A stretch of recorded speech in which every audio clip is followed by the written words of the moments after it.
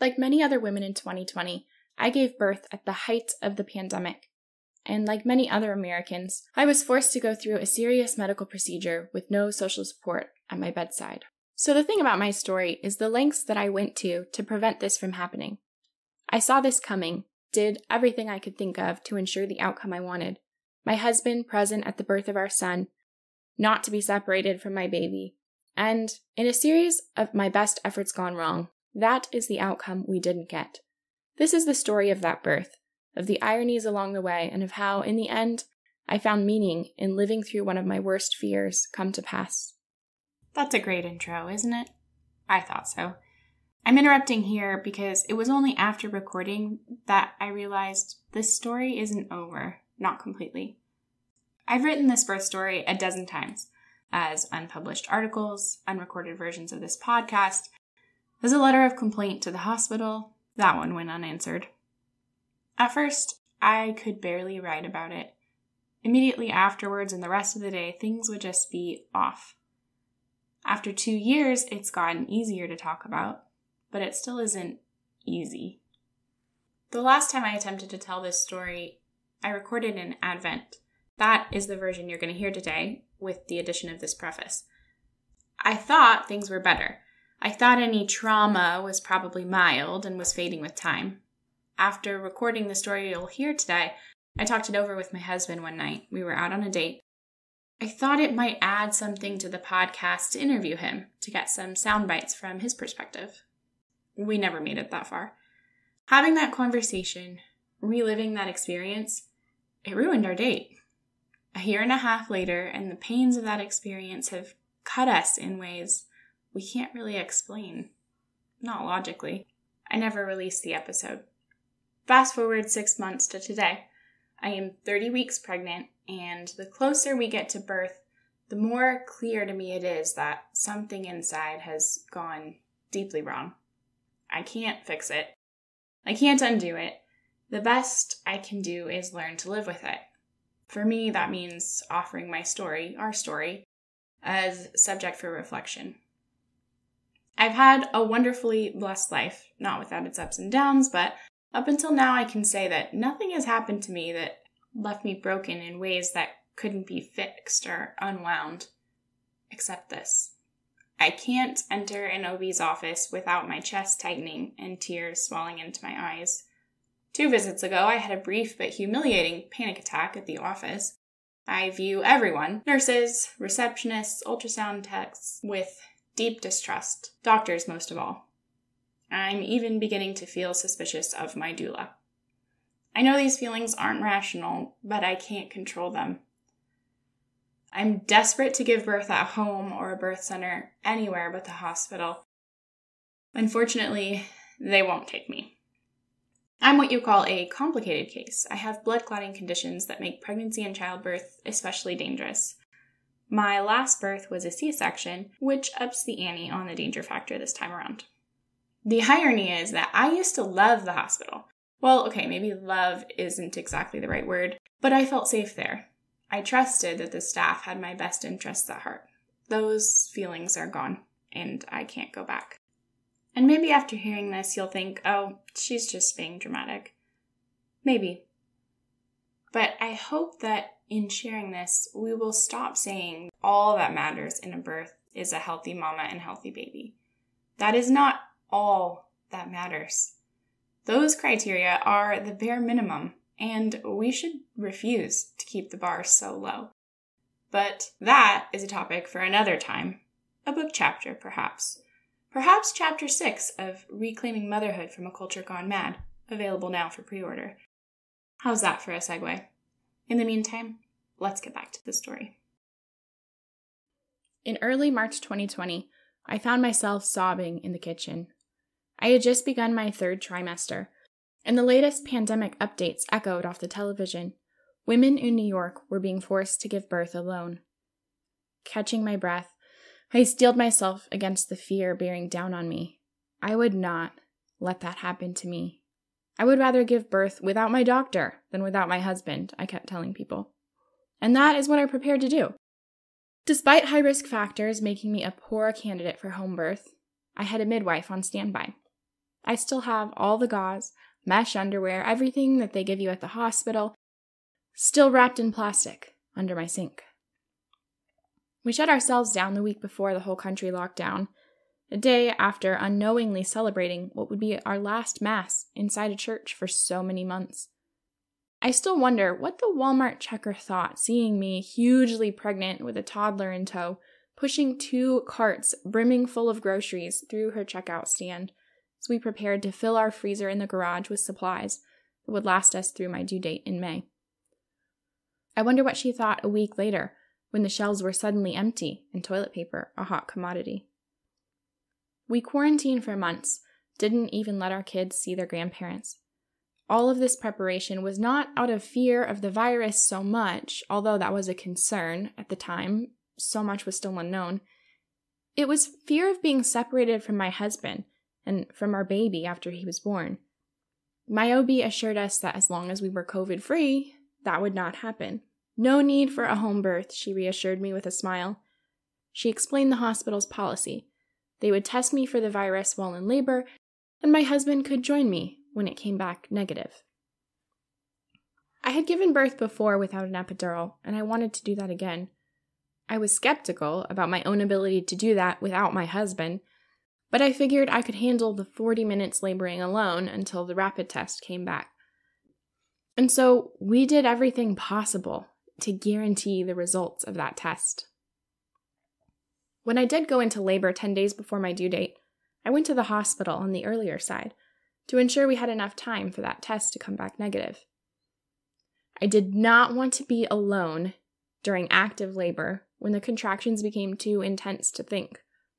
I knew what it was like to lose myself in the pain of childbirth, and I needed my husband to bring me back from that. His touch was like a natural anesthetic. I ended up laboring alone for 7 hours in triage, walking the halls in my mask, trying to progress faster, only to leave the hospital after the attending said, and I quote, "We know without a doubt you are not in labor." That's what she thought. She told me to go home and take my blood thinning shot. I'm not usually an obstinate patient. I want everyone to like me. I do as I'm told. But thank God, that in that moment, I didn't listen to her. I knew I was in labor. And had I followed her advice, the emergency birth that followed just hours later could have been deadly. I went home and tried to relax. I took a shower and laid down. It was the middle of the night, so I tried to sleep through the contractions. And I did sleep a little. I could feel that they were coming stronger and closer, so I sat up to time them. They were 2 to 3 minutes apart. Our time to get that COVID test back negative was slipping away. We rushed to the hospital, and by this time, they were less than a minute apart. I had to pause every few steps on the way into the hospital to let the contractions pass. Who put stairs at the entrance of a labor and delivery ward anyway? My husband drove like a madman to drop off our children and be back in time. And he was.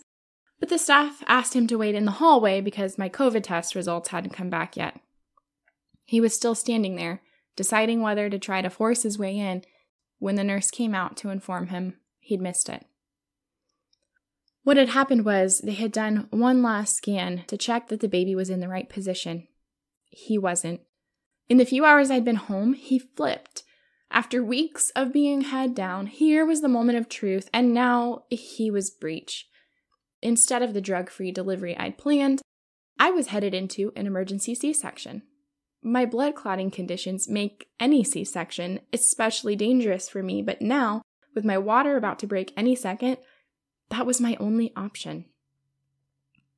Residents cycled consent forms before me in a flurry of paperwork. Did I want to be sterilized while they were in there? And which direction did I prefer they cut my incision? I voiced polite responses, trying to make light of the situation, but I was annoyed. I was contracting 30 seconds apart, about to undergo the most dangerous iteration of delivery for my already high-risk pregnancy, and I was being asked to make life-altering decisions about the state of my fertility and the medical technicalities of the surgery. All I wanted to know was, where was my husband? "No husband has missed a birth yet," they kept saying. They wheeled me into the OR, still assuring me that my husband would make it in time. I was the only patient on the floor. Everything was going to be fine. At this point, I have to take a step back and point out the ironies. I have a master's degree in bioethics. I run a podcast that explores bioethics. I am currently under contract, writing a book about the bioethics of motherhood. Chapter 6 is on childbirth. I am literally writing the book on this subject. So I have to ask, how did this policy serve me, the patient, in this instance? Under normal circumstances, the golden hour is standard after a healthy delivery. Hospitals bend over backwards to assure mothers that they protect this window of time for bonding between a mother and her newborn. Even in the pandemic, the WHO affirms that women have the right to be accompanied by a birth partner. It is so essential to a woman's well-being that we consider it a literal human right. Our family had been locked away for months to assure that we were negative, so that at precisely this moment, we would be healthy and ready to welcome our newborn son into the world, together. On a floor empty of patients but filled with doctors and nurses who had not been quarantined, who did they think was at risk?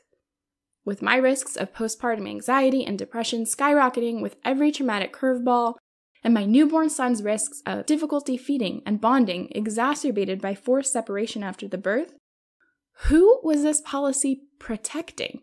And from what? The hospital had every reason to make an exception in our case, and I could tell that the doctors and nurses wanted to, but the hospital was an entity. There was no human being to hear and respond to our plight, certainly not in the time frame that action would have been required. My COVID test came back negative in 2 hours, just enough time for my husband to miss the birth and the team to whisk my son away, stealing those precious first moments so vital for bonding. Why hadn't they listened to me, the third-time mom who's experienced natural delivery?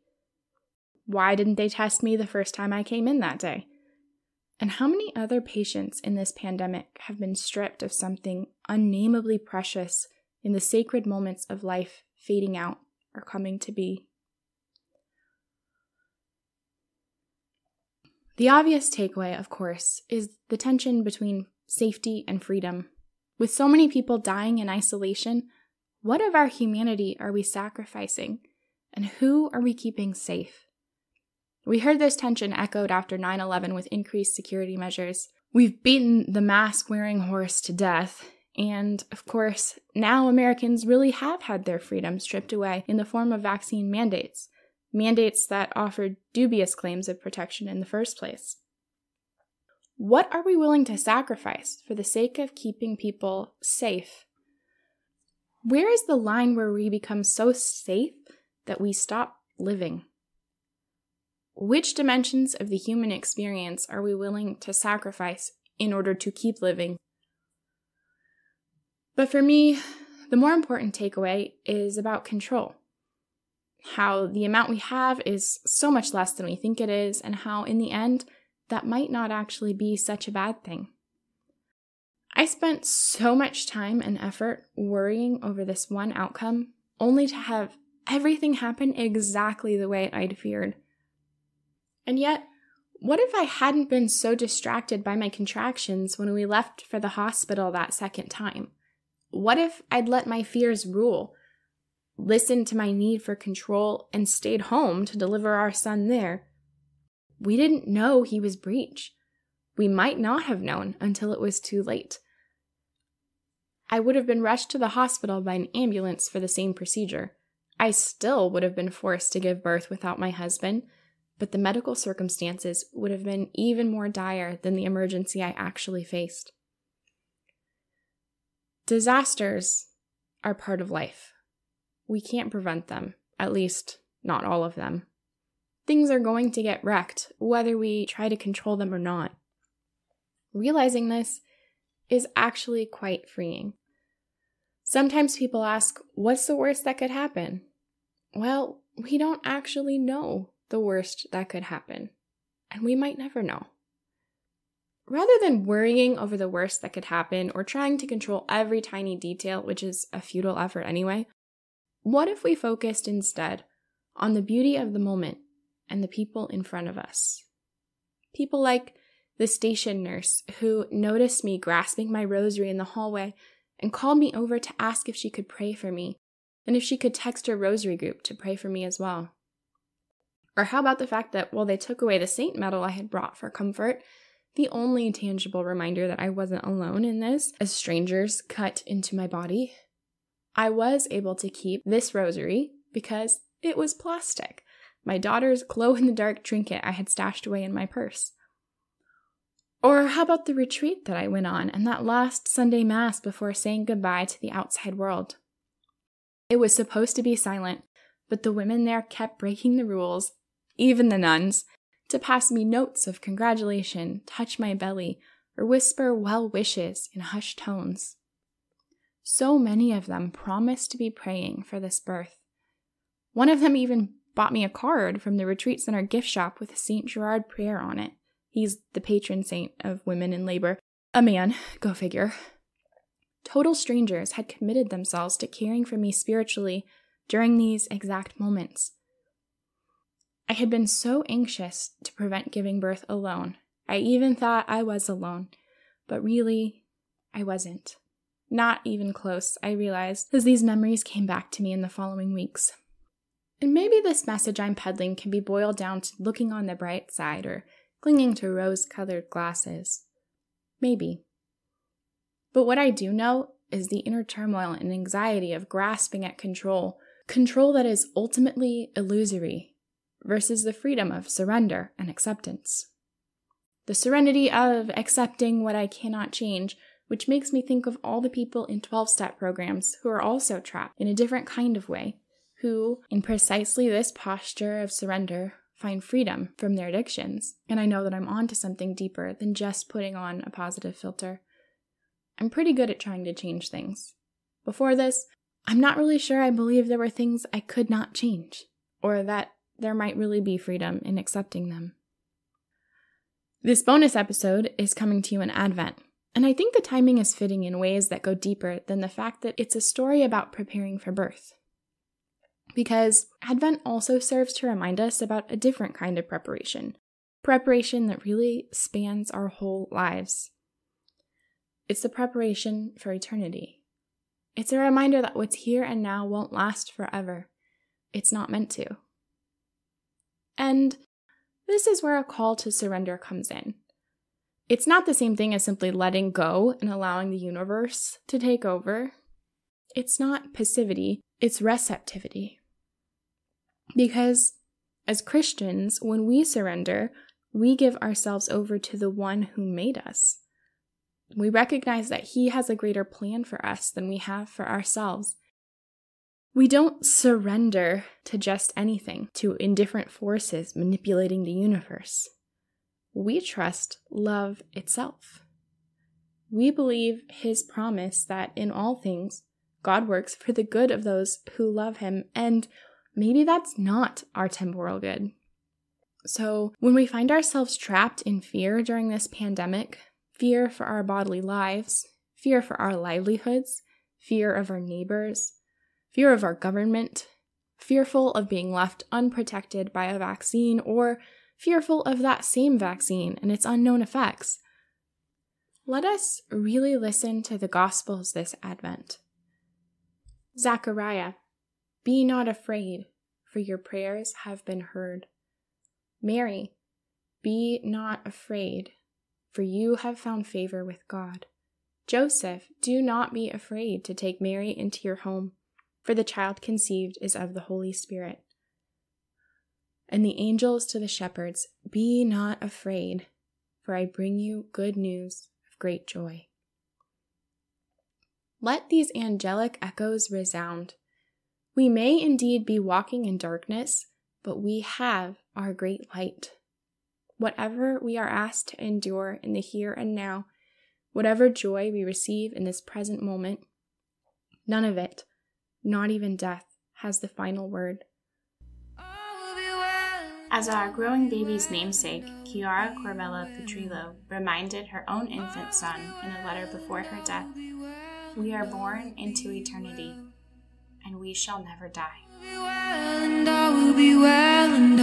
That's all, folks. For more Brave New Us, stay tuned for Season 2, Creating Life. Season 2 covers everything in the world of reproductive technologies, from IVF and NFP to surrogacy, embryonic research, artificial wombs, and prenatal testing. New episodes coming June 13th. You won't want to miss it. Sign up at faithandbioethics.com to be notified right away and get my latest take on medical research, technology, and culture. The newsletter is completely free, although there is a subscription option if you love the articles and podcast and decide you want to support my research. In case you're just joining us, check out Season 1, A Journey Through the World of Genetic Manipulation. Start at episode 1 and listen all the way through. Until next time, I'm Samantha Stevenson, and this is Brave New Us.